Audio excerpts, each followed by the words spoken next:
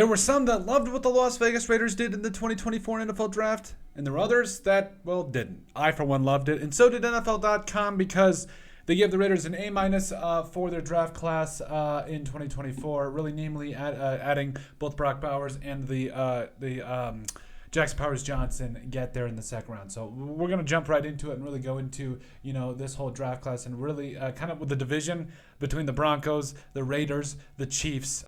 So you'll see it off right off the top here. Yes, they give the Chargers an A. I can't necessarily disagree with that. Felt like they did a good job. Joe Alt's going to be the immediate starter. Land McConkey might be the best, or at least one of the best wide receivers in the draft. Junior Colson. Harbaugh gets another one of his guys. And overall, yes, Brandon Rice and all that makes a lot of sense. Now, the Raiders at an A-. Here's what they had to say.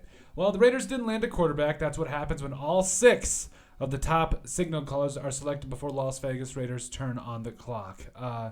That was a missed opportunity to me, dropping their grade slightly. But when it comes to consolation prizes, Brock Bowers might be the best possible outcome. As arguably the best player in college football in 2023, Bowers would have been a top 6 pick in most other draft classes, but because of the run on quarterbacks, he was still available at 13, giving the Raiders an immediate playmaker for whichever quarterback they roll with in 2024. Jackson Powers-Johnson was a projected first-round pick for much of the pre-draft process, so landing him in the second round was a great get.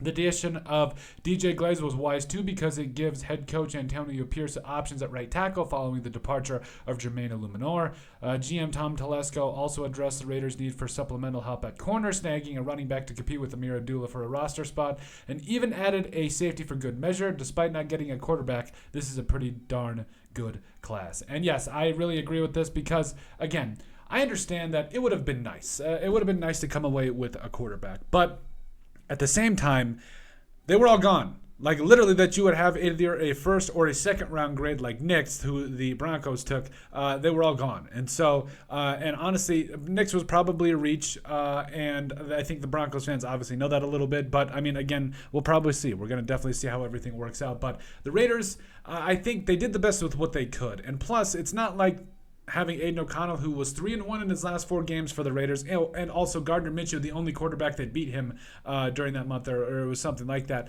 I think this is going to be a really good thing here for the Raiders because I think they're in a really good spot heading forward into 2024 because they got 2 quarterbacks that, even if they're game managers, they've got a great defense to help them out, or at least a top 10 defense for at least the second half of the season. Let's see what they can do this year because it's going to be an improved defense, especially with Christian Wilkins.